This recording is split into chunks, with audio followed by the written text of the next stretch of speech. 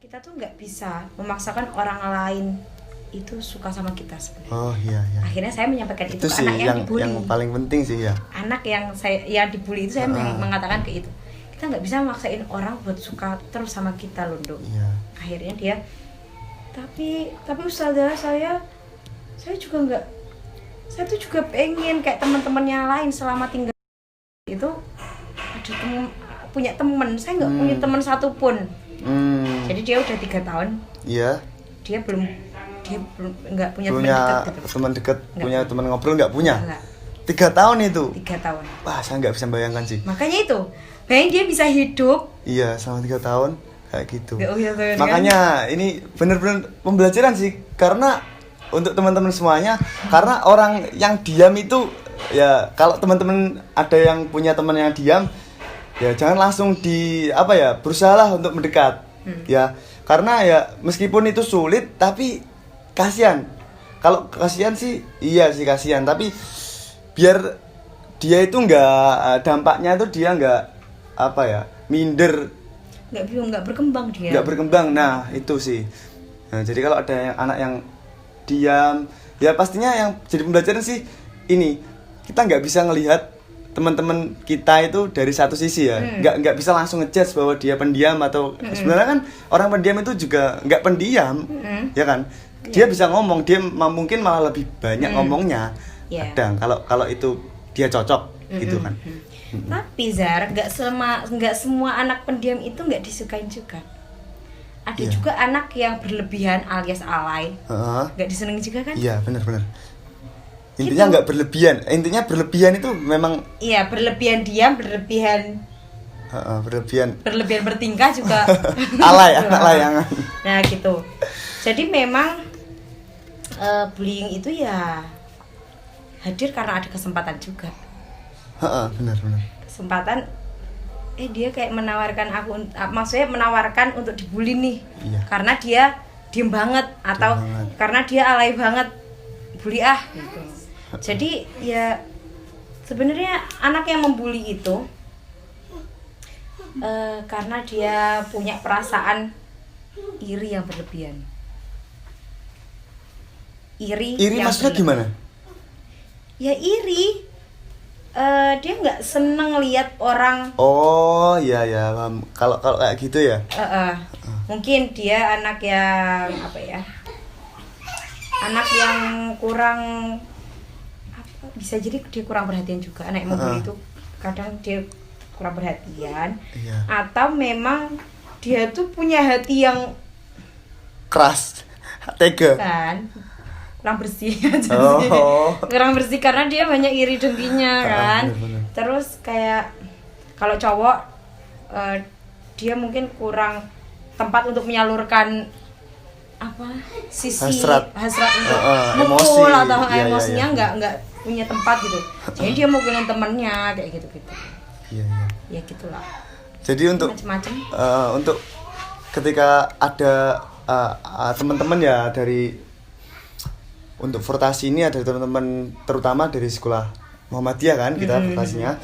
Jadi ketika dia merasa bahwa dia itu setiap hari gelisah, gundah, ya itu kan bisa menyebabkan kurang hasrat untuk mengeluarkan itu kan.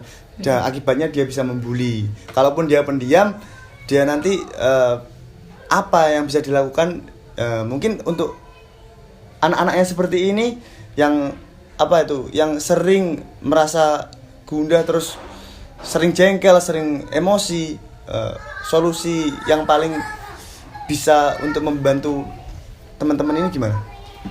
Solusinya adalah pertama teman-teman yang lagi pada nonton ini, apalagi kalian yang adalah pelaku atau bukan pelaku, korban korban bullying. Kalian jangan menjudge diri kalian bahwa kalian korban ya. Semakin kalian menjudge diri kalian korban, maka kalian akan semakin merasa jatuh, tertekan dan benar-benar putus asa, pasrah. Terus akhirnya kayak nggak punya daya juang yang tinggi gitu, kayak nggak mau makan, terus sampai nggak mau hidup gitu barangkali kan. Itu titik tertinggi yang titik terendah yang paling fatal ya, karena mungkin mau bunuh diri gitu kan.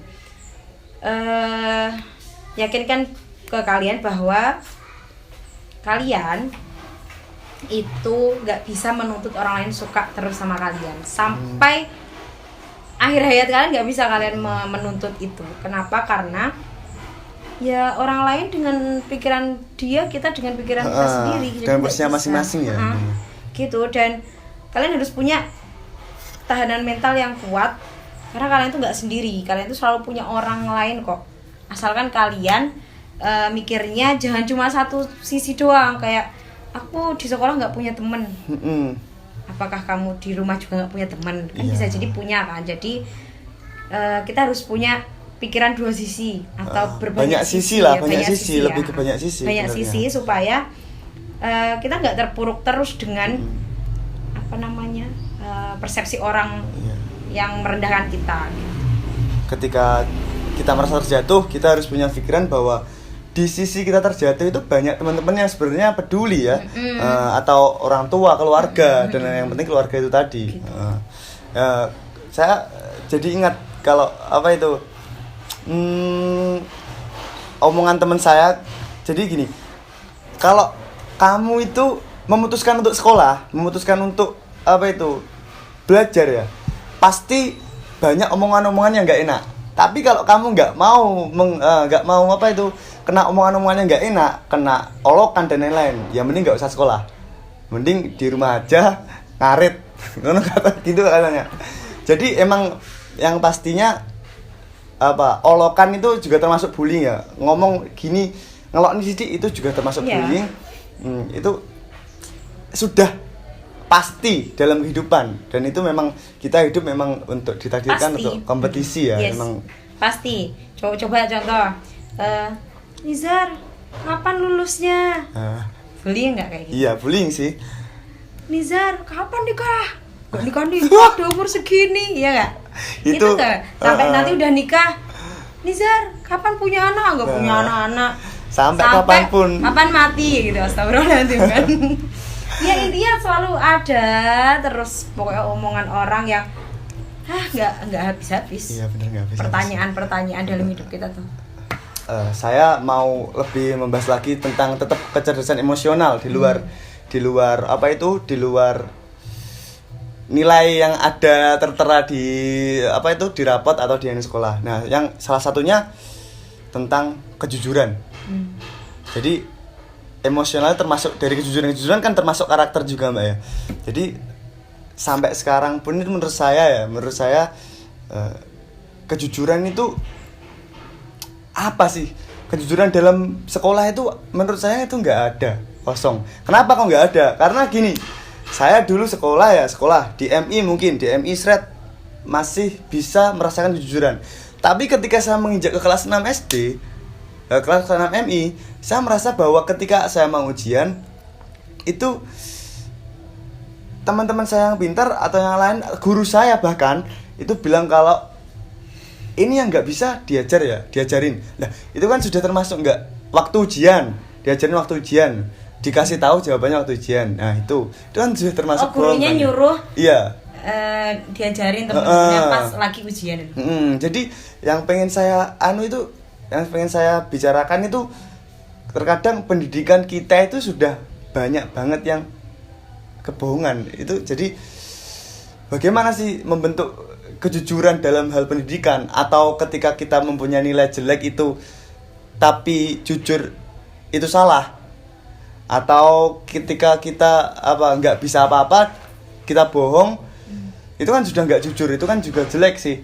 Nah itu kadang yang membuat bingung anak-anak atau siswa gitu sih. Nah sekarang pertanyaannya, apakah beda pendidik SD, SMP, SMA? Sangat beda sih.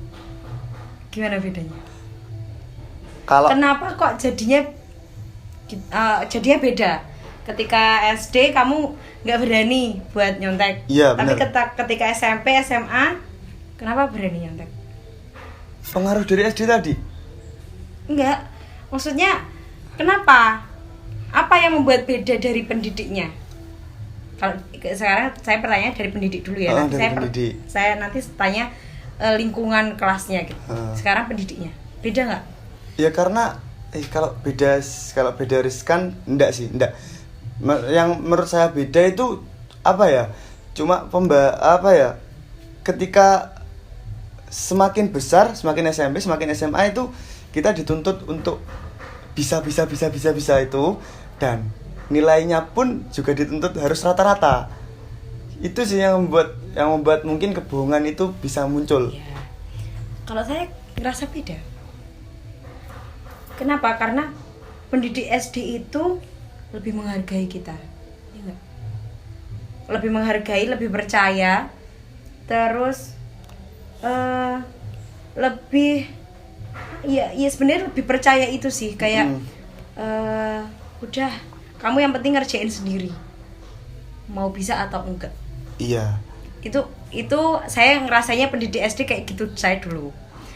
Terus semakin ke atas semakin kayak capaian nilai itu dituntut banget gitu. Iya bener sih. SMP SMA. Kayak kita harus bisa, sedangkan pelajarannya pun lebih banyak. Sampai gitu kan? membuat sisi keoptimisan pendidik itu turun. Iya. Sehingga mungkin ngomongnya kayak gitu ke Nizar ya. Iya. Sampai tolong dibantu ya besok ketika kayak gitu. Itu kan sebenarnya ketidakpercayaan diri pendidik juga faktornya. Iya, faktornya. Ketidakpercayaan pendidik dalam mendidik anak-anaknya. Ya enggak? Nah, yang intinya gini, yang saya mau bahas lebih ke karena sudah wes kadung jatuh di situ, hampir semua pendidik itu sudah tidak percaya. Nah, saya lebih ke bagaimana siswa sendiri untuk mengatasi itu. Sedangkan kan apa ya, ketika kita terjun ke masyarakat pun, kita suatu saat kerja sebenarnya harus sinkron, sebenarnya harus sinkron. Pendidik gini, mungkin kekuatan mental si murid udah mulai halah iso nggak iso seperti dewe. Tapi ketika guru yang itu loh kayak ngasih nilai itu loh, nilai tambahan. Oh, nilai tambahan. Katrol. Oh iya, kalau mengkatrol, menggambar itu melukis nilai. Melukis nilai. Melukis nilai. Itu kan sebenarnya secara nggak langsung bikin anak paling nilainya ditambah kayak gitu kan. Iya. Ya itu sebenarnya dampak juga. Saya juga mengalami itu sehingga saya menganggap bahwa jadi anak pintar tuh nggak harus kok. Iya sih, sampai gini. Gitu. Ini cerita saya dulu MI ya. Masih semangat belajar, iya, semangat. Sama, ya, jujur kan. Dan rankingnya kita masih tinggi-tinggi ya. Iya, masih jelas lah. Kayaknya kalau SMP SMA kamu pintar sih juga kan. Kalau SMP SMA saya sudah di tengah-tengah. Jadi mood saya untuk belajar itu sudah nggak ada. Bukannya saya nggak mau belajar, tapi saya lebih ke mulai di luar pelajaran sih, saya lebih condong ke situ, karena saya mikirnya ya kalau saya di pelajaran nggak bisa total dan sedangkan nilainya pun di kayak gitu kan, ya kan, ya saya nggak punya nilai plus untuk diri saya sendiri kan, nggak ada pembelajaran lebih kan. Nah, jatuh lagi ke SMA lebih saya nggak pernah pelajaran. Ya sebenarnya ini bagus tidak bagus sih, kalau menurut saya benar. Kenapa? Karena ada alasannya, karena saya lebih memilih ke organisasi. Karena ya menurut saya setidaknya ada yang dibanggakan lah ya, masa-masa sekolah itu. Meski nilainya nggak bagus amat, tapi organisasinya bagus. Iya, tapi ketika saya terjun di organisasi, malah saya itu paham apapun yang ada di organisasi atau ketika di suatu masyarakat banyak, ketika kita itu berbohong, padahal kan realitanya di pelajaran kan kita bohong kan, nurun dan lain-lain. Tapi ketika masuk ke masyarakat atau masuk organisasi, kalau kita sekalipun bohong sedikit pun, hancur kan organisasi. Yang nggak ada kepercayaan apapun, hancur, dan kita itu nggak ada apa-apanya. Nah, pada saat itu akhirnya saya memilih untuk jujur. Beneran, ini memilih untuk jujur ketika itu saya mengerjakan. Ya, pas ujian ataupun pas ulangan harian. itu saya memilih untuk jujur dan apapun lah nilai saya. Dan nggak peduli saya sama nilai karena ya saya bilang sama orang tua kan bilang. Saya sudah bilang dari awal kalau saya nggak bisa kalau saya nggak bisa akademik bagus, saya milih non akademik. Nah, jadi saya membiarkan ini ya, untungnya alhamdulillahnya orang tua setuju sih. Ya nggak biarkan lah intinya. Gitu sih. Jadi ketika saya jujur, nah jatuhnya apa? Ranking saya berada di paling terakhir. Tapi tapi saya nggak pernah malu sih untuk itu karena kejujuran itu yang teman-teman harus tahu itu kalau kita benar jujur ya. Yang pertama, tenang hidup kita tenang. Terus yang kedua ya kejujuran itu gunanya jauh ke masa depan itu sangat-sangat bagus sih. Kayak gitu. Emang berarti peran orang tua pun juga sangat menentukan ya. Benar-benar menentukan. Jadi ketika yang sedikit pun yang bisa saya bagi untuk pengalaman saya ini emang untuk teman-teman semuanya ini ketika kamu jujur nggak usah takut. Jadi nggak usah takut untuk kamu itu nggak punya nilai bagus, nggak usah takut. Karena itu yang perlu Anda tahu ya, meskipun ini sudah rahasia umum ya, nilai-nilai yang ada dari guru itu benar-benar cuma nilai yang ketika ditambah-tambahin lah, intinya gitulah. Ini ya mohon maaf untuk mendidik tapi ya kenyataannya emang begitu. Saya lebih bagaimana untuk teman-teman, bagaimana kalian itu menjaga karakter kalian, emosional kalian, kayak sopan santun, etika, terus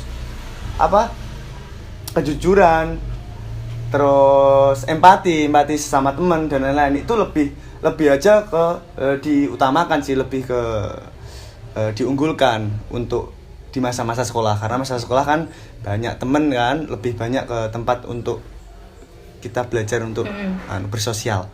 Kayak gitu sih. Iya. Sudah berapa menit, Mas? Sudah hampir 1 jam. Sudah 1 jam. 1 jam kurang 10 menit. Alhamdulillahirrahmanirrahim, ini tadi kesimpulan dari semuanya dari pembicaraan ini tadi. Intinya untuk menuju sebagai seorang siswa, sebagai seorang pelajar. Nah, pelajar. Bahwa pelajaran empati, menghargai teman, sama-sama peduli teman, kejujuran, dan itu tadi kita paham akan diri kita sendiri dulu sebelum kita ke teman lain. Ketika ada teman kita yang pendiam ataupun yang lain, kita nggak bisa untuk berpikir dari satu arah. Kalau dia pendiam langsung pendiam, nggak bisa. Kita harus tetap saling menghargai, tetap kita itu kayak sebelum ngomong dipikir dulu. Itu sangat-sangat penting, benar-benar sangat penting. Ketika kalian yang penting nggak berbohong aja lah, karena ketika kamu contohnya berbohong ya kayak sifat-sifat karakter yang jelek, mencuri dan lain-lain, itu sangat-sangat jelek sih. Itu sudah bukan nakal lagi, itu sudah bermasalah menurut saya. Karena kalau nakal itu kalau sekedar cuma berseteru dengan temannya, manusiawi sih. Itu benar-benar itu ya pelajar, ya wajar aja. Yang penting kita bisa ambil pelajaran dari situ. Nah, untuk teman-teman semuanya, jadi kita bisa belajar bahwa kita hidup memang kompetisi. Dibully, dijatuhkan, diolok-olok itu sudah kewajaran. Oke, terima kasih Mbak Subita, Mbak Dias atas ilmu yang sangat banyak. Ya, sama-sama. Ya, semoga next kita bisa lebih sharing-sharing lagi, bisa ketemu lagi. Terima kasih. Saya akhiri. Wassalamualaikum warahmatullahi wabarakatuh. Sampai jumpa di esok hari. Jaga diri, jangan